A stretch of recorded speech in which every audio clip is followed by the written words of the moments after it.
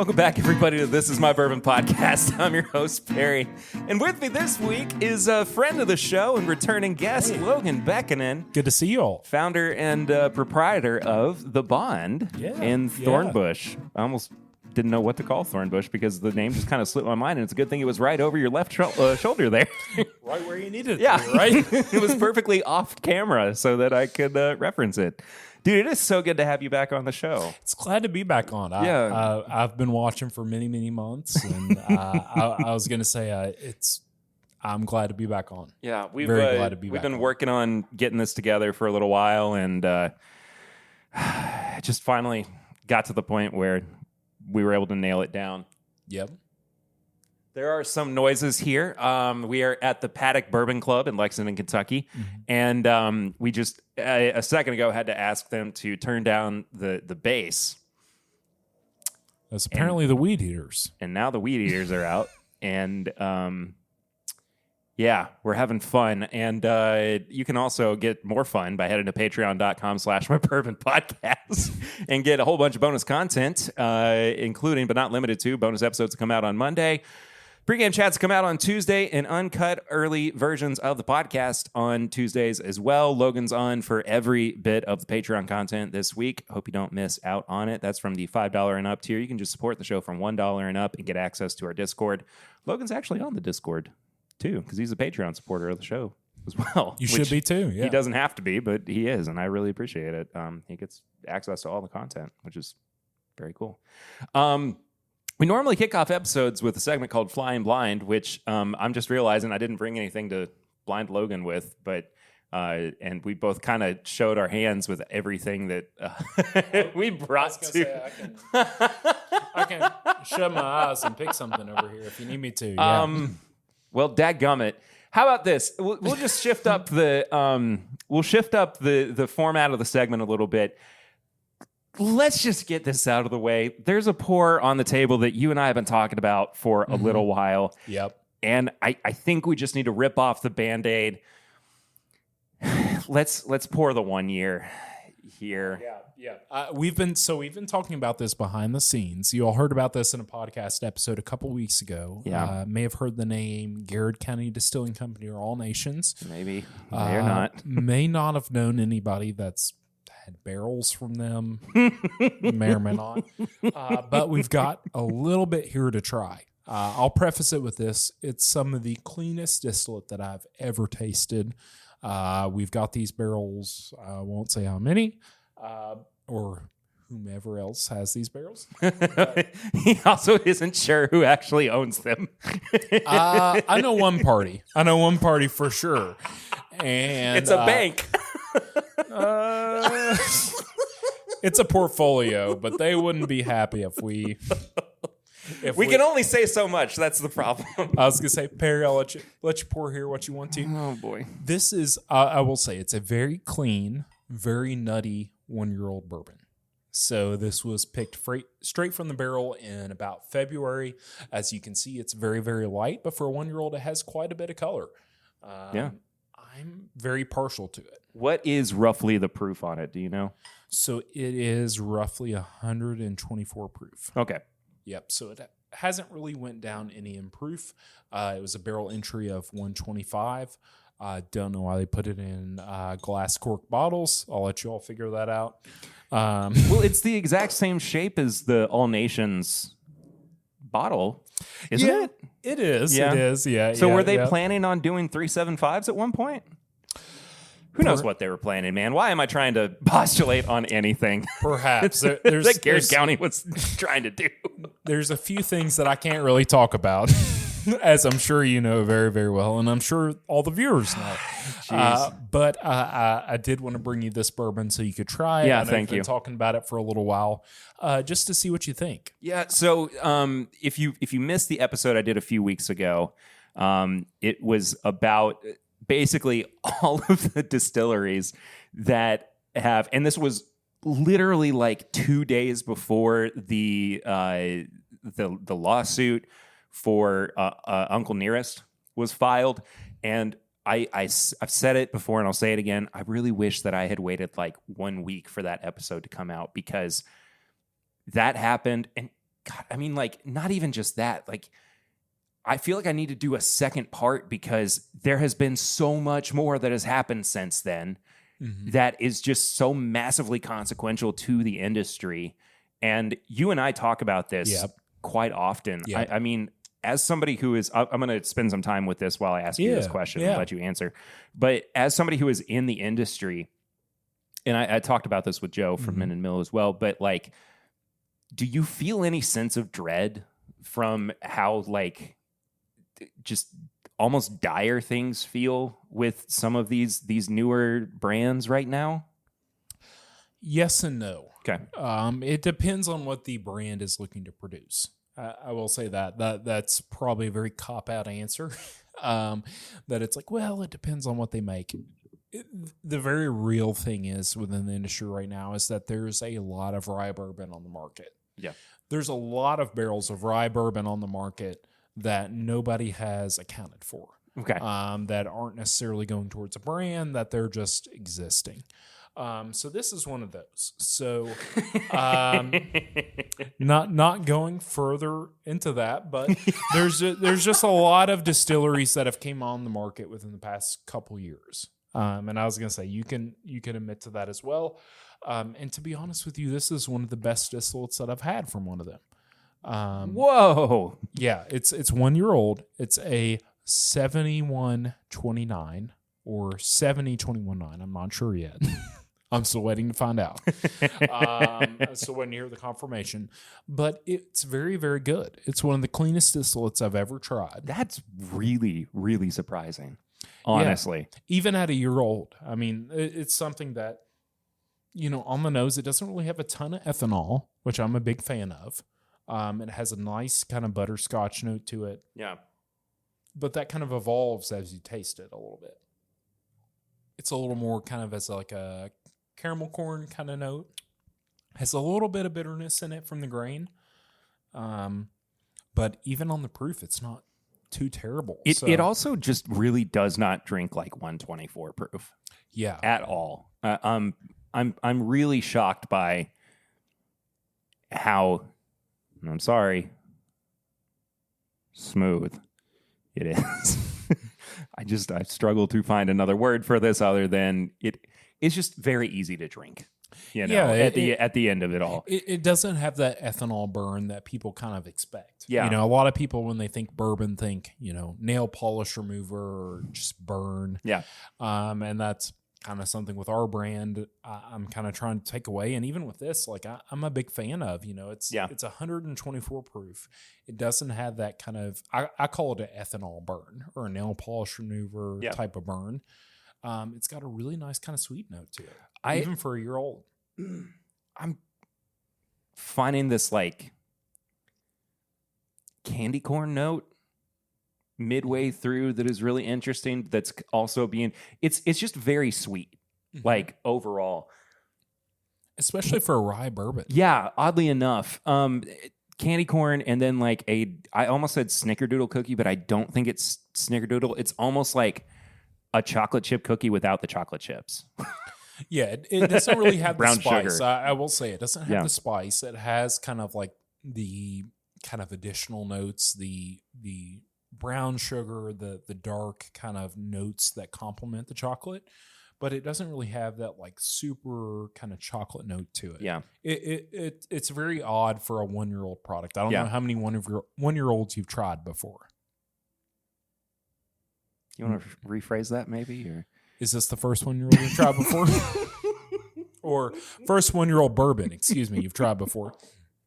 That's probably much, much better. Excuse me, forget you're a parent. But yeah, I mean, for this, I was very, very impressed. I tried it right out of the barrel when we were, I drilled a hole in the barrel and took this into a bottle. Yeah. It doesn't have that like, that grit either of just drinking straight from the barrel. I mean, it is just you're right. I think clean is just a very, very good way of describing this overall. Especially for a 1 year old. I mean, you think a 1 year old, you think it's got this burn, or this 1 year old bourbon, it's super ethanol forward, unrefined. Yeah. It's not smooth. And it's like you try this and it's like, whoa, this is completely different. Surprisingly so, yeah, for sure.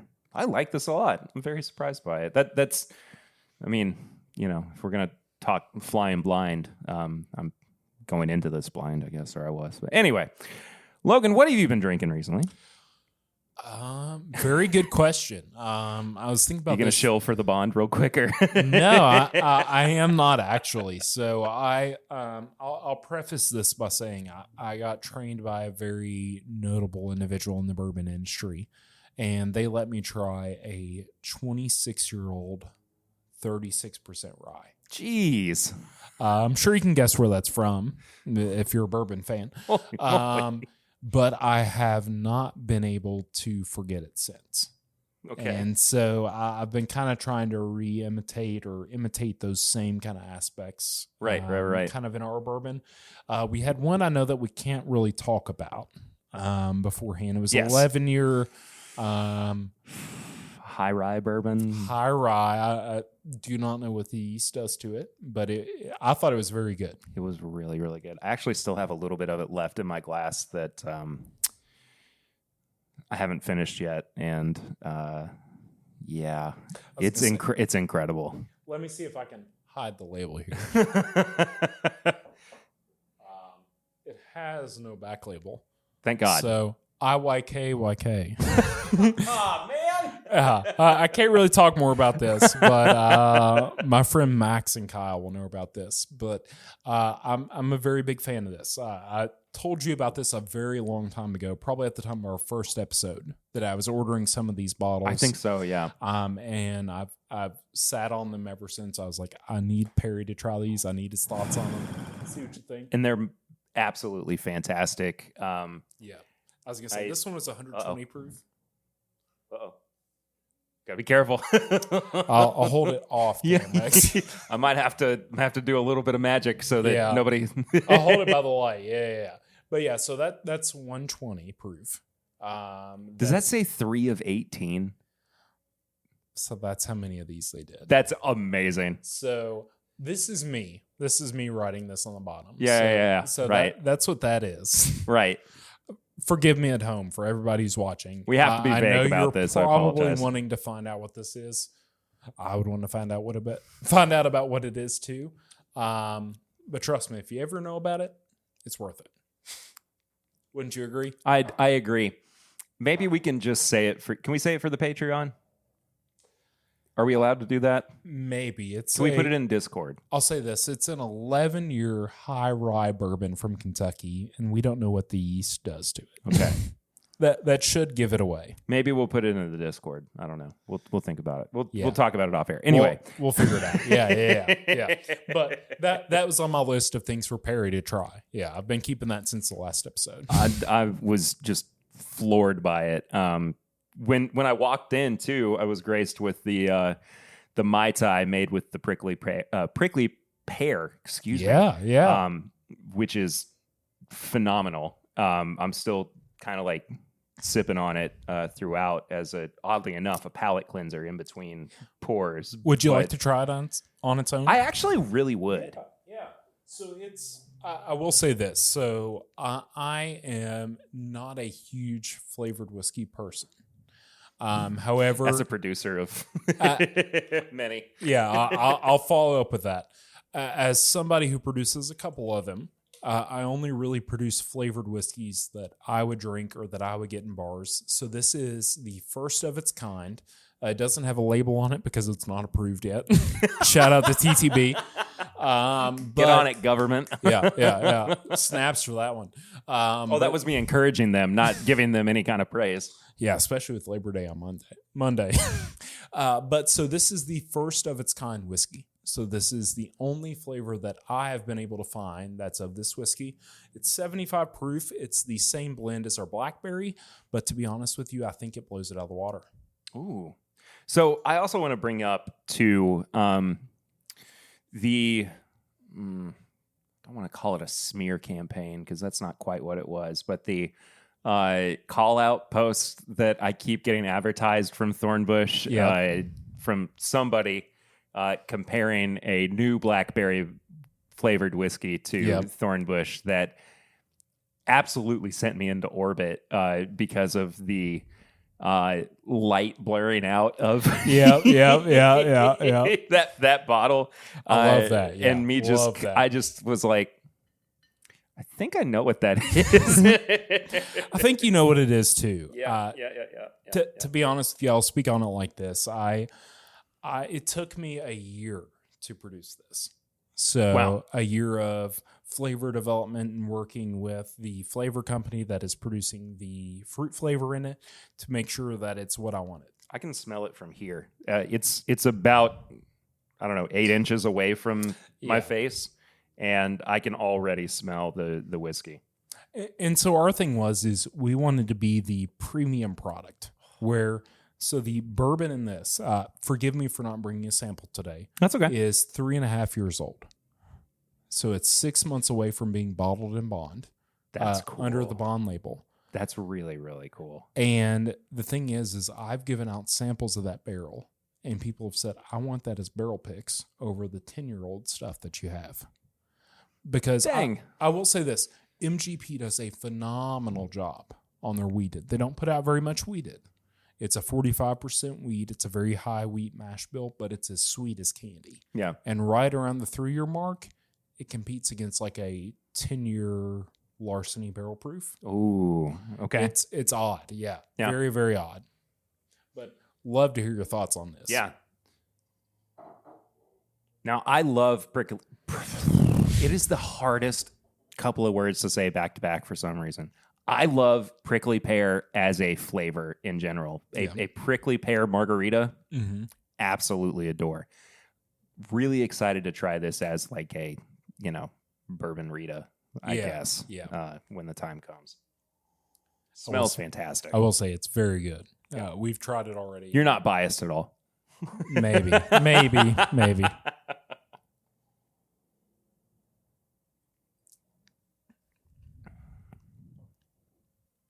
It's very light. In my opinion, it doesn't have much burn to it. No, not at all. That's kind of the thing that most non-bourbon drinkers look for whenever they're drinking a bourbon is, does it have that burn?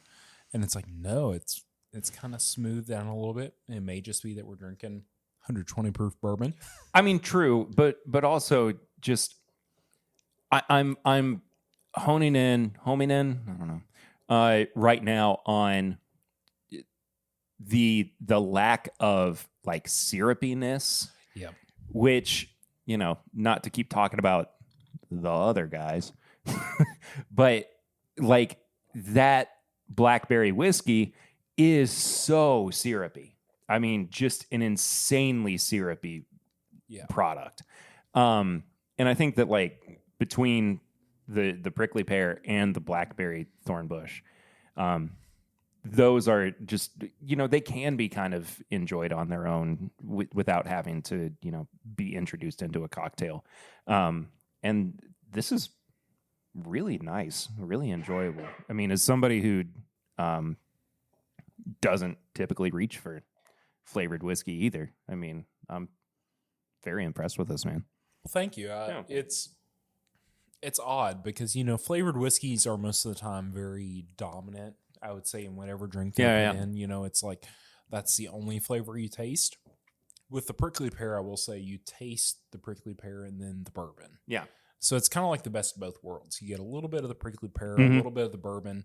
And in a cocktail, we'll try that here in just a moment. But I think it hides itself really, really well. Yeah, definitely. So you want to do the... Is that what you mean? You want to do the Mai Tai? Yeah, if you don't mind. Yeah, let's go just for it. See what you think of it, yeah. You know what I'm going to do is I'm going to just... Go for it. Yeah, it's been watered down a little bit. The rest of the the prickly pear in there. Don't blame me at all. Yeah. Oh, you're actually putting the orange. I'm a little bit weird like that. I apologize. No. Not weird at all. For all the viewers at home, I'm squeezing the orange into the glass. Audio listeners love you to death, but yeah, you gotta pursue every part of every cocktail. Yeah. I mean, you don't get the full experience unless you do that, right? It made it very aromatic. Yeah, I thought about bringing a torch out to maybe torch the the juices off the orange, but I think we're okay. Cheers. Sorry, it was a faux pas. Yeah. I didn't mean to. You were. I just got the foam. Yeah. Hey, perfect, right?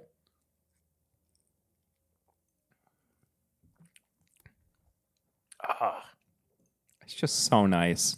You couldn't really tell there's bourbon, or even, Not at in all. my opinion. Granted, I have a full glass. True.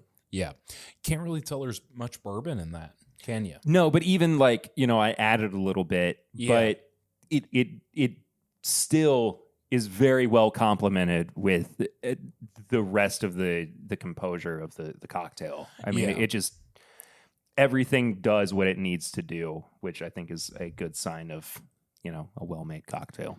Well, thank you. And that's the odd thing with this prickly pear is, I kind of came into it. I'm a very competitive person, I guess. Whenever it comes to everything, I wanted to make the best of the best, and so I tried this for the first time. I thought, well, it may have a little bit of bourbon burn to it. It may have a little bit of alcohol burn to it, and I was surprised at how well it blended with like the tropical flavors, kind of like the kind of more fruity flavors.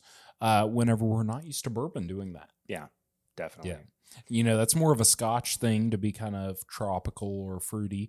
But with this, I tried this the first time. I was like, whoa. Yeah. Okay, that's different. It's done an excellent job. The way that you introduced this to me as well is that it is dangerous. And buddy, let me tell you, it is dangerous. I was going to say to all the viewers, I'm sitting there drinking this cocktail. It's been watered down for a little bit, maybe an hour or so. And I cannot taste the alcohol in it anymore. No. Which is scary, which may be our new marketing campaign. I'll let you know. But you probably get in trouble, but ask for forgiveness in this case, I guess. Scarily smooth. Sounds really good to me. But I mean, that's the big thing is, with Thornbush, we had the blackberry out. That was the big thing. We've seen a lot of corporate competitors kind of follow that route as well. And then for me, I've sat on this flavor for about a year. Yeah. I've had it perfected for about a year, and we just didn't know if we wanted to release it or not. We didn't know if there was enough demand for a prickly pear. Right. As weird as that sounds, people from Kentucky don't really know what prickly pear for sure. is. Yeah. And so whenever I come to them and say, hey, you need to cut it out, and it's really slimy, and you need to put in maybe a juice or a sauce or something like that, it doesn't really work well. You'll do numbers in Arizona, I promise. So oddly enough, Parker, one of our sales reps, was here at Paddock Bourbon Club, and there was an individual here that was from Arizona. Yeah. And so he said, hey, like, I've got this new prickly pear whiskey. Let me, get you a sample of that to try it. And he tried it, and he said, this is as good as what I get back home. Yeah, that's awesome. He was like, this is what I'm putting in salad dressings and smoothies, all that stuff. He was like, get this in Arizona as soon as possible. And I was like, that's what I need to hear. Yeah, that's super awesome. Cool. Yeah. Well, let's shift into talking about what's going on with the Bond. Yeah. As well. Yeah. Since I last saw you, Mm-hmm. you've got some new products. Yeah. Right. Yeah, Cool. so really across the board, everything is going to be new. I'll let you all know about this right now. So, if you all kept up with the barrel ages and all that, our barrel ages were 7 and 4 years old. They're now being up to 8 and 5 years old. So a little bit older, same price. Mm-hmm. Nothing's going to change there. If anything, to be honest with you all, I think the quality is raising. I really would like to start you out, if you don't mind, with a 8-year-old sample of our Bond Eternal. Well, I don't mind that at all. Give me 1 second, though. I got to fish an ice cube out of my glass that just happened to. I was going to say, you could throw it over your shoulder. But no, I'm not going to do that. Yeah. So this is a very big glass. You don't have to drink all this. I apologize. Oh, okay. Thanks. So this is a 8-year-old 36% rye. This is one of our barrels. This is 124 proof. I actually had this one in a barrel pick this past week, and they just said it just wasn't enough flavor. But to be honest with you, this was my favorite barrel out of all 4 of them. You'll taste the other 3 later on. Some people have no taste. I don't know about that, but I think it is very, very competitive for what it is and the age statement on it. A lot of people think of MGP as just kind of this monotonous distillery that Right. produces chalky bourbon. But in my opinion, I've tasted through pretty much everything for all of our lines. And the most character that I've found in barrels has been MGP. Yeah, for sure. I don't know what that says. Was it like Jack Rose doing that pick or something? And like, that's why you said, I don't know about that.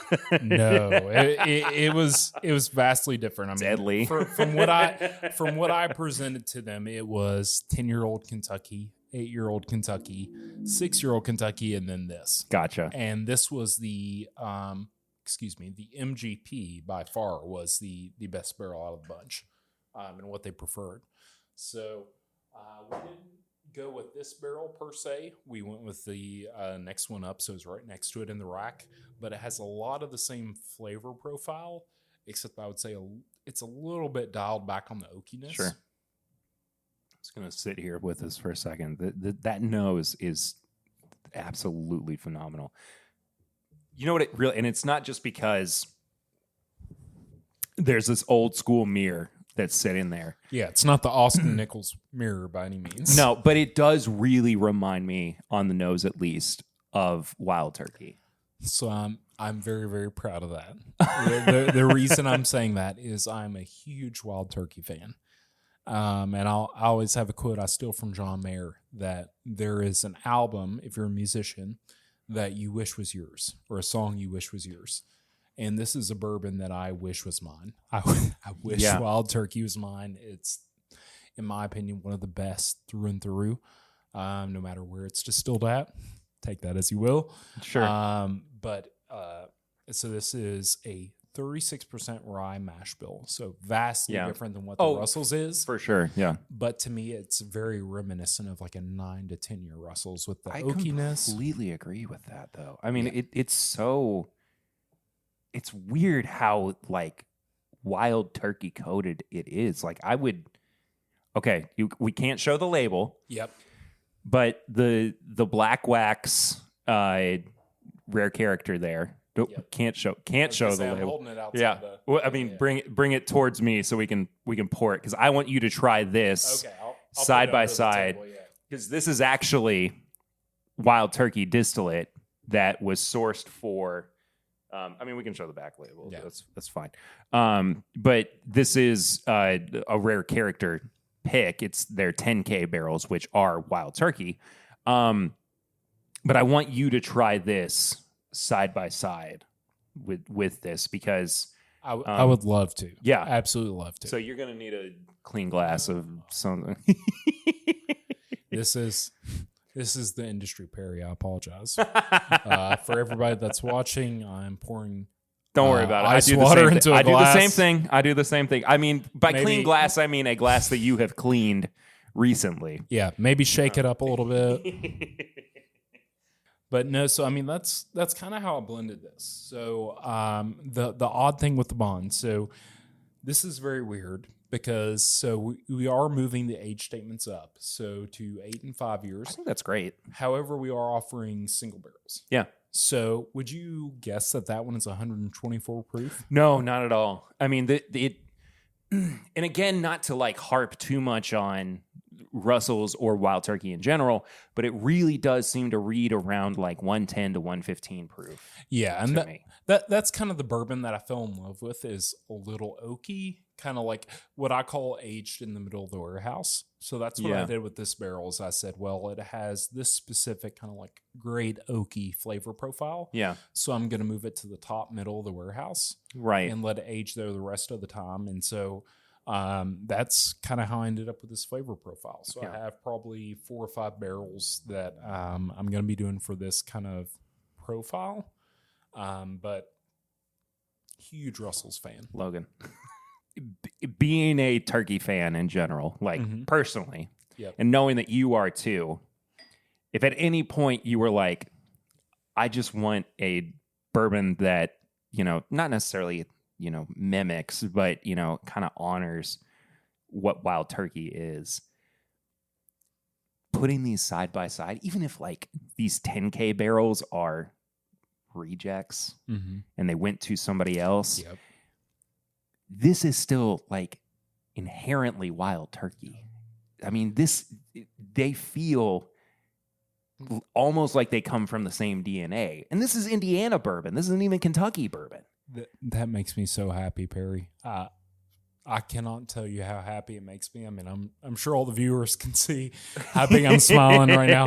I don't smile very often. This is not just because we're friends either. Yeah, I mean, I'm yeah. being genuine about this. I am very, very flattered. I, to be honest with you, I do not know what to think. Because, I mean, my goal with these is to try to make it taste as much like wild turkey as possible. Sure.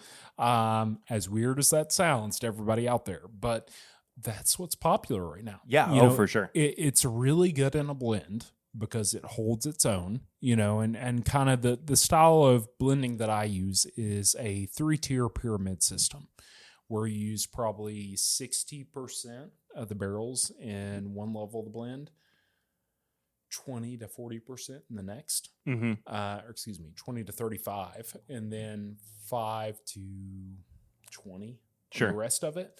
And then kind of make it up from that. And so for me, I was like, well, if I can try to make barrels imitate this, maybe I can get close to it. Sure, right. And you don't think a 36% rye bourbon would be close to a wild turkey usually. And It's so close, man. I mean, just I think the only difference really, and I don't even want to spoil it for you because like I have tried it. And I will say the MGP is a little hotter on the nose. that's what I was about to say. Yeah.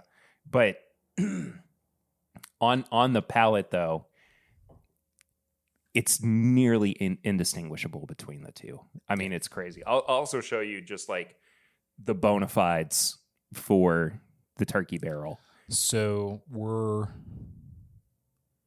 2 years proper. Yeah, I know. Under that, and I know. then 5 proof proper. I know. That's to me that's absurd.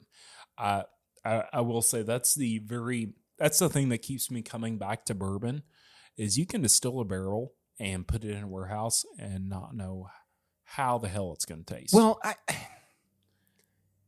I feel like, and this is waxing poetic, I think, about the industry as a whole and talking about maybe even just the way that people are responding to the current state of the industry and the community and just not being as excited about bourbon. And it's like, I harken back to a comment I made forever ago. And I think it was when Eric and I were interviewing Rick and Ricky from 15 Stars, that when they're making something like the triple cask finish, that to me is evidence of we haven't fully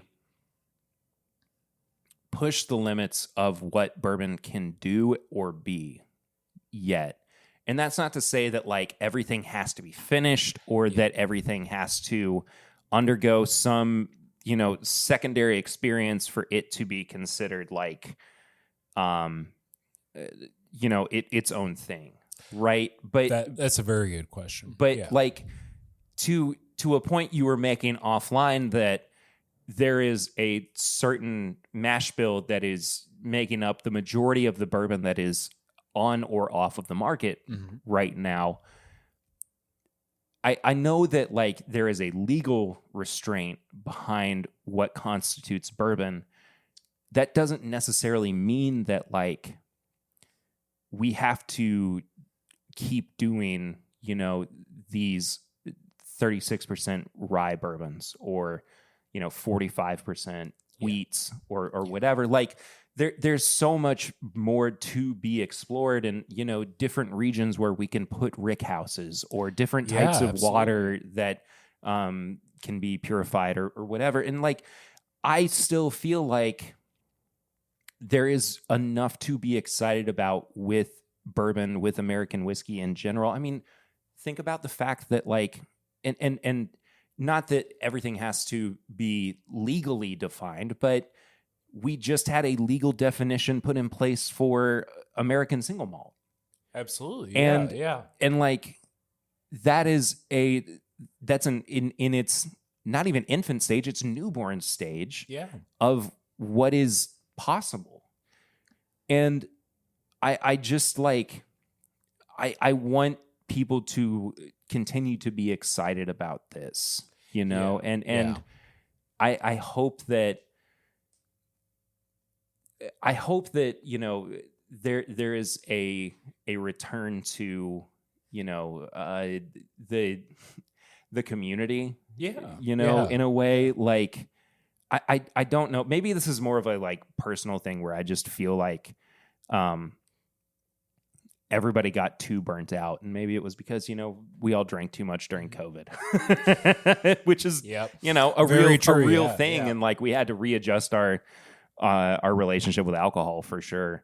But the reality of it is like there's just so much more that we can do with bourbon, and like despite the pessimism of Chapter 11 bankruptcies and receiverships, I think that the right people and the right minds going into this industry lead to the appropriate innovations and the appropriate paths being blazed, trails being blazed that will sustain the industry for the next 30, 50 years or whatever. Yeah, and that's a very good question that I will say I've been posed with quite a bit in the bourbon industry as somebody who is trained by people who know how to barrel finish and know old world brandy techniques and that type of thing.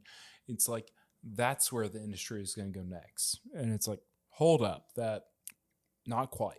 That's not quite where it's going. And so for me, it's very interesting to see, producers producing a singular mash bill to try to support a single type of bourbon, which is kind of what I call the LaCroix bourbon. This may be a dumb explanation of this, but I'm sure we've all heard the meme online where it's like, oh, you taste LaCroix, and it's like you yell it into the can where it's like, bourbon. Or and like it's smelling a fruit from 3 rooms over. Yeah. It's like you hear it on the TV, and that's what you're getting out of it. Yeah, and so it's like I don't necessarily want the bourbon that I'm drinking to be like that. And so for me, it's more so a perspective of, even if I have to kind of take the lame route, so to speak, of being the nerd who's saying, hey, we need to age this longer. Like, what about a couple more years? What's wrong with that, though? Yeah. I mean, it's like it's literally a proven technique to improve the quality of a product. I don't understand. I mean, I don't think that's a nerd thing at all. I think that's just how you improve the ability to, sustain yourself in this industry. Well, I guess for me, there's getting to be a point where it's almost a nerd thing versus like a selling thing. Okay. That's fair. Where that's it's fair. like, I can be a bourbon nerd and I want to release 8-year-old 36% rye that's stellar and competitive with producers out in maybe the Las Vegas area or the Maxwell, West Virginia area, who are able to produce that. And at some point in time, I may not be able to produce with them or compete on the same level as them. And so for me, it's kind of trying to be able to vie, in essence, at the same level as they are. So that's fair. I got you. Yeah. And I mean, this is a completely different aspect of things to get into, and we don't have to. But it's like the arguing for or against, like, making your investors happy. Well, and I'll say this. I come from a perspective where our owner very much so trusts me. Sure. And, I went through the Beam Institute at UK, and I pride myself very much on being both a fan of the industry and a maker. Yeah, where yeah, it's yeah. like Of course. I can kind of listen to what the fans are wanting, Yeah. what they're seeing, what they're after, and then kind of pursue that on the investor perspective of that. And my biggest thing is like I don't want to make it unaffordable for bourbon consumers. Because I mean, like I've seen that in the Scotch industry where it's like, okay, yeah, this is way overpriced for what it is. I don't want to charge people $399 a bottle for 10-year-old bourbon. I want to keep it affordable. I mean, Oof. yeah, oof is right. Yeah, It was a anyway. Yeah, I was gonna say, if you want barrel picks later on this episode, see what we have. Well, let's go ahead and move that direction then. Why don't we? I hate to dump and blend some No, not at all. some stuff here, but I do that all the where we're at. time. Yeah. I mean, to be honest with you, this is one of the most favorite samples I have ever tried. We bought some of these barrels for a single barrel program.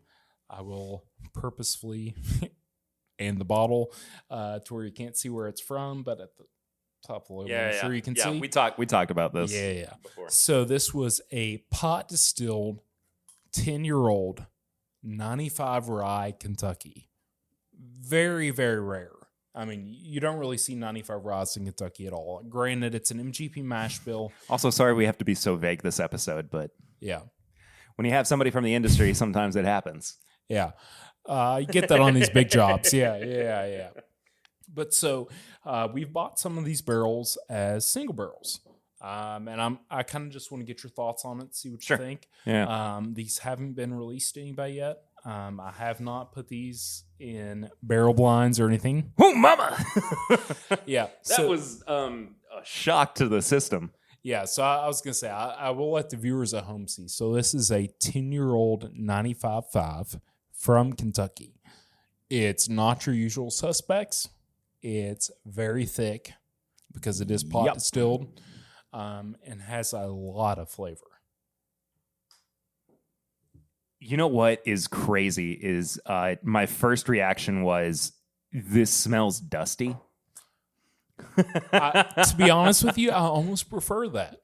I almost prefer something that's dusty because, I mean, I know these days that's kind of what people are looking for. Yeah. It's kind of stuff that's dusty or tastes dusty, just to kind of get that, like, reminiscent profile of, like, oh, I tasted something that tasted like that 20-year-old Willet from 10 years ago. Wow. Holy Moses, dude. So is that your official thoughts on it? Is wow. It's intense. So the first time I tried it, I will say I let it air it out before I brought it to you. All right, yeah. It was a mint bomb. It's not quite as minty as much as it is like, I feel like I'm just sucking on the most intense, like, orange candy. Yeah. But it's also covered in like peanut brittle. Or if caramel brittle were ever a thing. Yeah, it gives you a very like bitter, almost like savory or umami type note to it. It's then it fades into that kind of like confectionery, like sweetness. Umami is actually a really good way to put it because it's somewhat like undefinable, but also just perfectly like well balanced, well rounded, and just it's really, really good. I was gonna say I know I'm bad. That's why I'm on this podcast. But yeah, I mean, for me, this is something that like you can't really taste that umami note in terms of like a note, like of something you can tell like somebody that's like sampling you this and be like, hey, I taste chocolate or I taste coffee. But for me, I get a really strong like espresso note. Yes. Kind of on the back end of this. Yeah. So this is char number 4, palletized for 10 years in Crestwood. It is every ounce of like a well-aged rye whiskey. You know what's so funny is my brain went to, for whatever reason, this being in the Mai Tai. Well, so for me, this immediate, to be honest with you, this immediately went to me as like a peerless distillate. Yeah, for sure. As like for a sure. double oak It's not. kind of peerless. It's not. Trust me, it's not. But it kind of went to being that like double oaked kind of peerless rye, kind of like super chocolatey, super dark kind of distillate. And I mean, for me, like you don't see Kentucky ryes over 6 years old, really. Very rarely. Yeah. And this is 10 years old. And very, very competitive with, a lot of the MGP ryes. MVP, MGP. Yeah, I mean, that's synonymous for me at this point. But yeah, it's very different from what most Indiana ryes have. Just because it's a lot darker, a lot chocolate. I don't know if this is a word, but chocolatier. Yeah. A lot more chocolate forward than kind of most of your 95.5 ryes are. And especially for palletized, that was the big difference for me is as somebody who, I don't say I hold a bias between palletized and non-palletized barrels. But palletized barrels tend to have more of a complex profile, right? Than what a non-palletized barrel does. Yeah. Especially in the sense of like, oh, I'm going to blend 4 of these barrels to make one blend. It's like it's much more cohesive. Yeah. If you do that as opposed to like, yeah, I'm going to do 20 barrels from the same rick, and we're just going to see how it goes. Yeah. Do you have anything else you want to touch on before we move into our last couple of segments for the episode? I'll start with this MGP, or excuse me. We've been talking about MGP a lot. Yeah. It's okay. KAD, very similar name. 36% rye. So this is 8 years old. This is pallet aged, so it has been palletized. It is around 115 proof. Perfect. To me, it is a Fig Newton bomb. Ooh, okay. Yeah, I'm not a very big fan of Fig Newtons, but this is a 8-year-old Kentucky at 36% rye. Has kind of that grainy note and a little bit of that dark fruit note. Yeah. Oh, that is phenomenal.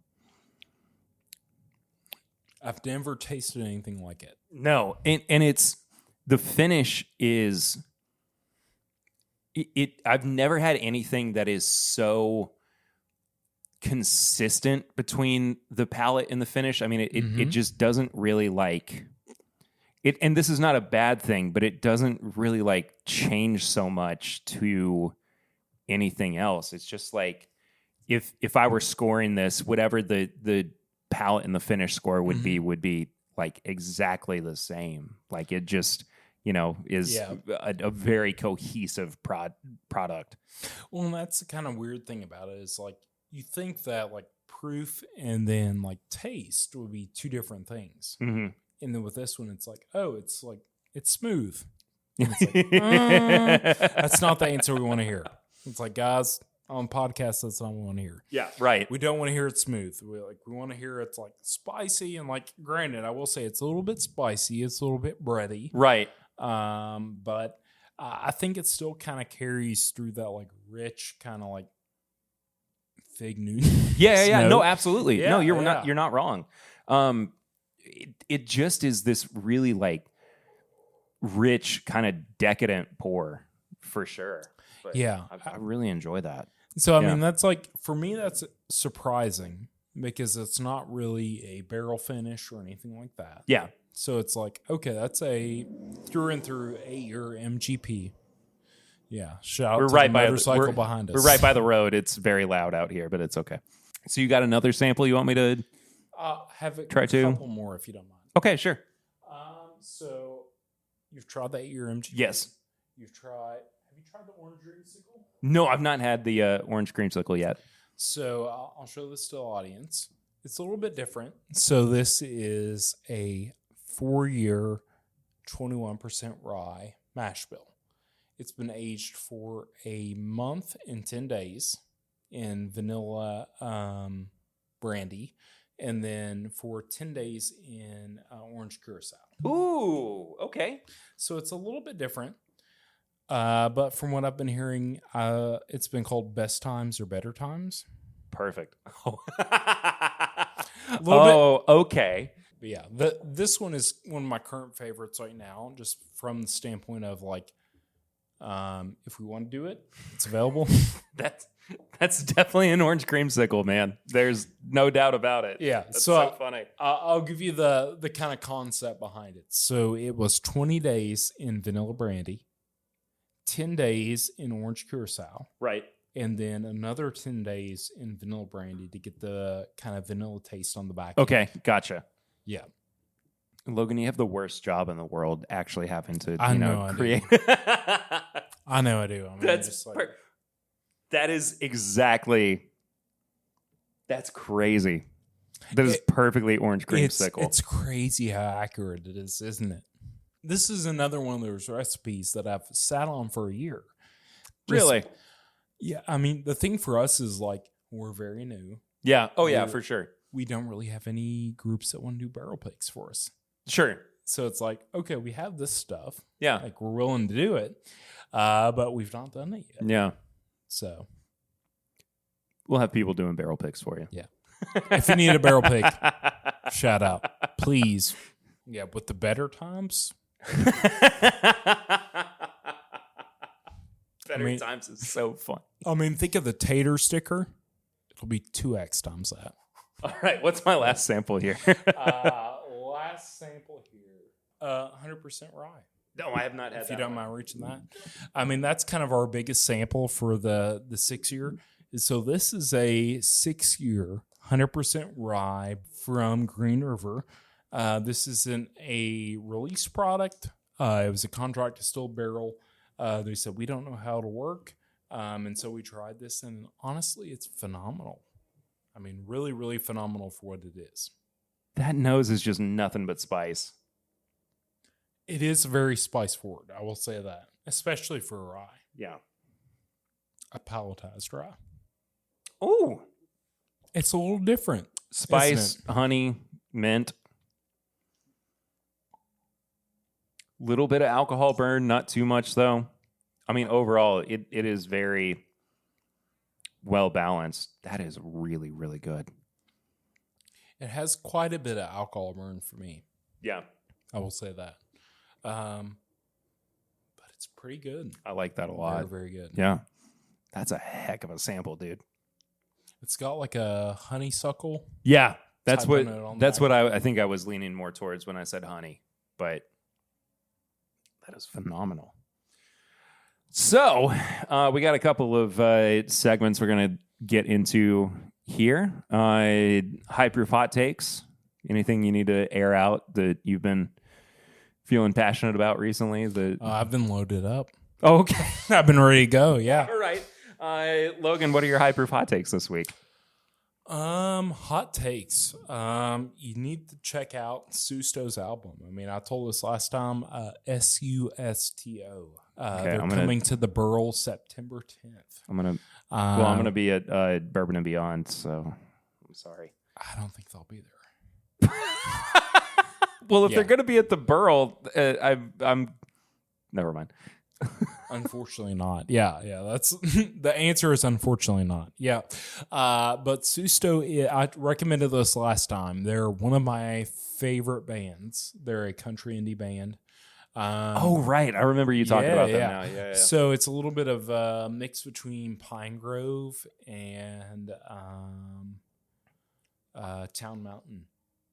I mean, that's wait. So this is your tips and bits. This is not your high proof hot takes. Forgive me. Yeah.